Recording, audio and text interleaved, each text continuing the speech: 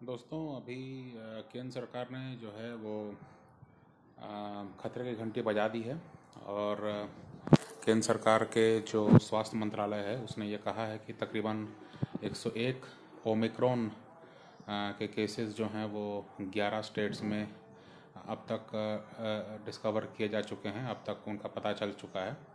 मेरे ख्याल से महाराष्ट्र में 32 केस हैं और बाकी बंगाल में शायद एक केस है। मतलब एक से लेकर के 32 तक जो हैं अलग अलग राज्यों में जो है उनके नंबर्स हैं।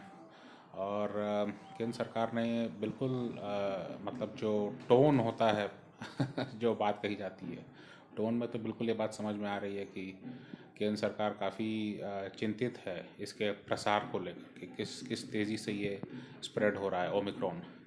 और यूरोप के कुछ जो देश हैं उनका जो अनुभव रहा है और वहाँ पे जितनी तेज़ी से ये फैल रहा है, तो ये भी कहना उचित नहीं, ये भी कहना अनुचित नहीं होगा या अतिशयोक्ति नहीं होगा कि जो है ओमिक्रॉन जो है वो बहुत तेज़ी से जो है नंबर एक्सपोनेंशियली बढ़ सकता है।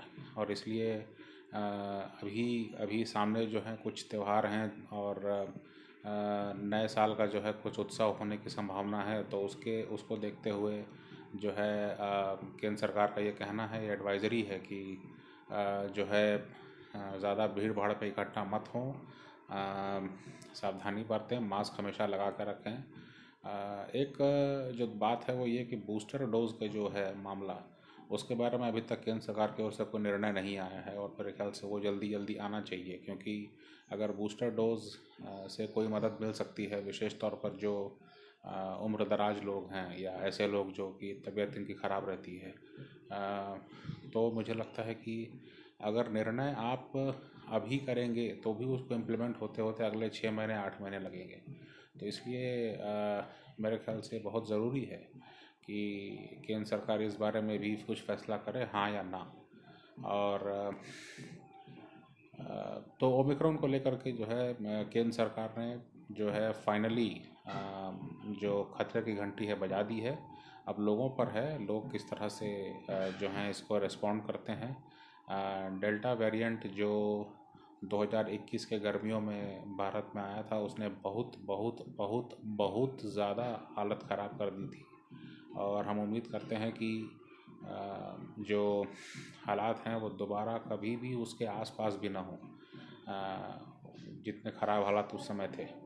तो मुझे ऐसा लगता है कि अगर सरकार ने जो है समय रहते चेता दिया है, अब ये 101 जिनको आप गिन सकते हैं, जिनको आप चिन्हित कर सकते हैं। और अच्छा, ये एक और बात उन्होंने कही थी कि जीनोम सीक्वेंसिंग का जो मामला है, जीनोम सीक्वेंसिंग जो है वो सैम्पलिंग में होता है। मतलब ये कि जो है रैंडम कोई जो है सैंपल्स को उठा करके जो है आप जीनोम सीक्वेंसिंग करते हैं और उसी में जो है पकड़ में आता है। ऐसा नहीं हो सकता कि आप जितने टेस्टिंग कर रहे हैं सभी के जीनोम सीक्वेंसिंग भी कर सकें।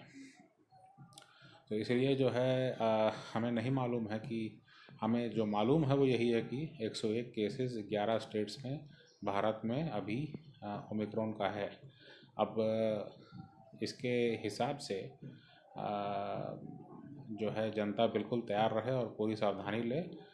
सामने जो हैं वो त्यौहार भी हैं, चुनाव भी हैं, तो इस हिसाब से जो है ज़्यादा सतर्क रहने की ज़रूरत है।